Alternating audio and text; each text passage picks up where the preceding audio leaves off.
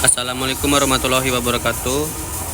Perkenalkan, saya Muhammad Lutfi Lambang dengan NIM channel B0 21026. Kali ini saya akan mempresentasikan konsep dasar AMDAL. Yang pertama ada definisi AMDAL. AMDAL, analisis mengenai dampak lingkungan, adalah suatu proses untuk mengevaluasi dampak yang mungkin timbul dari suatu rencana atau kegiatan yang akan dilakukan terhadap lingkungan hidup. Tujuan utama dari AMDAL adalah untuk memastikan bahwa kegiatan tersebut tidak merusak lingkungan dan mengidentifikasi langkah-langkah yang perlu diambil untuk mengurangi dampak negatifnya. Proses ini melibatkan penyusunan dokumen yang mengidentifikasi potensi dampak, memberikan alternatif solusi, serta merencanakan pengelolaan dan pemantauan dampak lingkungan yang mungkin terjadi. Selanjutnya ada perbedaan AMDAL, UKL, UPL, dan SKB. AMDAL untuk proyek besar dengan dampak lingkungan yang signifikan, sedangkan UKL untuk proyek yang dampaknya relatif kecil, lebih fokus pada upaya pengelolaan. UPL berfokus pada pemantau dampak yang terjadi setelah pelaksanaan proyek. Studi kelayakan menilai kelayakan secara menyeluruh, termasuk aspek lingkungan, finansial, sosial, dan lainnya. Jadi AMDAL, UKL, dan UPL lebih berfokus pada aspek lingkungan, sedangkan studi kelayakan mencakup analisis yang lebih luas dari berbagai aspek suatu proyek. Selanjutnya Undang-Undang AMDAL. Undang-Undang Nomor 32 Tahun 2009 tentang Perlindungan dan Pengelolaan Lingkungan Hidup. Pasal 22 sampai dengan pasal 39 mengatur tentang kewajiban penyusunan AMDAL bagi usaha atau kegiatan yang diperkirakan dapat menimbulkan dampak penting terhadap lingkungan hidup.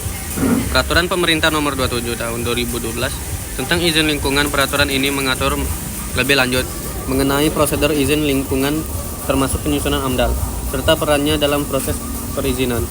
Peraturan Presiden Nomor 16 Tahun 2018 tentang pengadaan barang atau jasa pemerintah.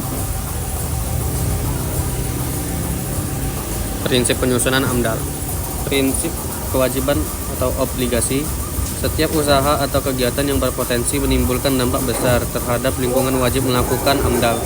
Kewajiban ini mengacu pada pasal 22 Undang-Undang Nomor 32 2009 tentang Perlindungan dan Pengelolaan Lingkungan Hidup. Oleh karena itu, penyusunan AMDAL menjadi langkah pertama yang harus ditempuh sebelum memperoleh izin lingkungan. Prinsip partisipasi publik. Penyusunan AMDAL harus melibatkan partisipasi aktif masyarakat yang terdampak, pemangku kepentingan, serta pihak terkait lainnya.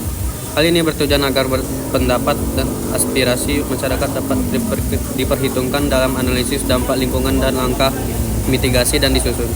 Partisipasi publik adalah kunci untuk memastikan proses yang transparan dan inklusif. Tahapan AMDAL. 1. Persiapan penyusunan AMDAL. Tahap ini melibatkan kegiatan awal yang penting untuk memastikan bahwa semua pihak yang terlibat memahami dan menyiapkan segala kebutuhan dalam proses penyusunan AMDAL. 2. Penyusunan dokumen AMDAL. Setelah kerangka acuan disetujui, tim penyusun dapat memulai penyusunan dokumen AMDAL yang mencakup analisis dampak dan rencana mitigasi. 3. Proses evaluasi AMDAL. Disusun. Tahap selanjutnya adalah evaluasi oleh Komisi Penilai AMDAL yang independen.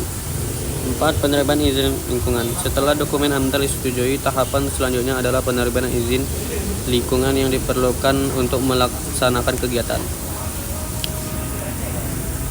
Selanjutnya ada peran masing-masing pihak. Pemerintah. Regulator pemerintah bertanggung jawab untuk menetapkan kebijakan, peraturan, dan standar lingkungan yang harus dipatuhi dalam penyusunan dan evaluasi AMDAL.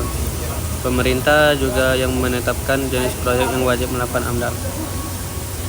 Kedua, masyarakat partisipan dalam proses penyusunan. Masyarakat, terutama yang tinggal di sekitar lokasi proyek, memiliki hak untuk terlibat dalam proses penyusunan AMDAL.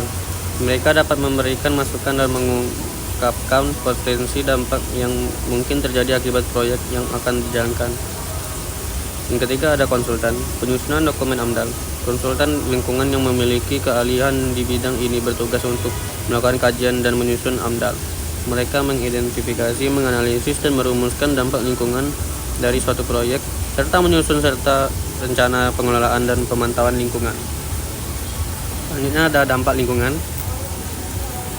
Dampak lingkungan yang ditimbulkan oleh suatu proyek dapat berupa perubahan atau kerusakan pada komponen-komponen lingkungan seperti udara, air, tanah, ekosistem, serta kesehatan dan kesejahteraan masyarakat.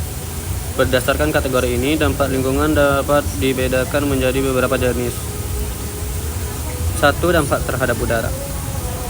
Pencemaran udara. Aktivitas proyek dapat melepaskan polutan ke atmosfer, seperti emisi gas rumah kaca CO atau CO2, metana, debu, partikel sulfur dioksida SO2, nitrogen oksida atau NOx, atau senyawa berbahaya lainnya yang dapat mengurangi kualitas udara. Polusi dari kendaraan atau peralatan. Proyek konstruksi atau operasional yang melibatkan kendaraan berat, mesin atau alat industri dapat menghasilkan emisi gas dan debu yang mencemari udara. Dampak terhadap air.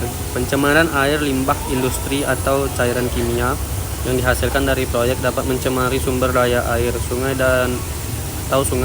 danau, laut dengan bahan-bahan berbahaya seperti logam berat atau timah merkuri, pestisida, atau bahan kimia lain yang dapat merusak kualitas air dan ekosistem akuatik.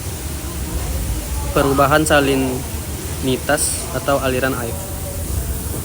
Proyek seperti pembangunan bendungan atau pembukaan lahan dapat mengubah pola aliran air atau salinitas yang dapat berdampak pada ekosistem perairan dan kehidupan yang bergantung pada sumber air tersebut. Yang ketiga, dampak terhadap tanah. Degradasi tanah. Proyek yang melibatkan pembukaan lahan atau konstruksi dapat menyebabkan erosi, pengikisan, atau pencemaran tanah yang mengurangi kesuburan tanah dan meningkatkan risiko bencana dalam seperti longsor. Kontaminasi tanah. Pembuangan limbah berbahaya, tumpahan bahan kimia, atau penggunaan bahan kimia pertanian yang berlebihan dapat mengontaminasi tanah, merusak struktur dan kualitasnya. 4. Dampak terhadap ekosistem. Perubahan habitat. Proyek yang memerlukan perubahan penggunaan lahan seperti deforestasi atau pembangunan infrastruktur dapat menghancurkan habitat alami flora dan fauna yang mengancam keanekaragamannya hayati. Gangguan pada kehidupan satwa. Proyek yang melibatkan pembangunan di daerah yang menjadi jalur migrasi atau tempat tinggal spesies tertentu dapat mengganggu pola migrasi, reproduksi, atau kelangsungan hidup satwa. Baik, sekian dari presentasi saya. Saya Muhammad Lutfi Lambang. Assalamualaikum warahmatullahi wabarakatuh. Terima kasih.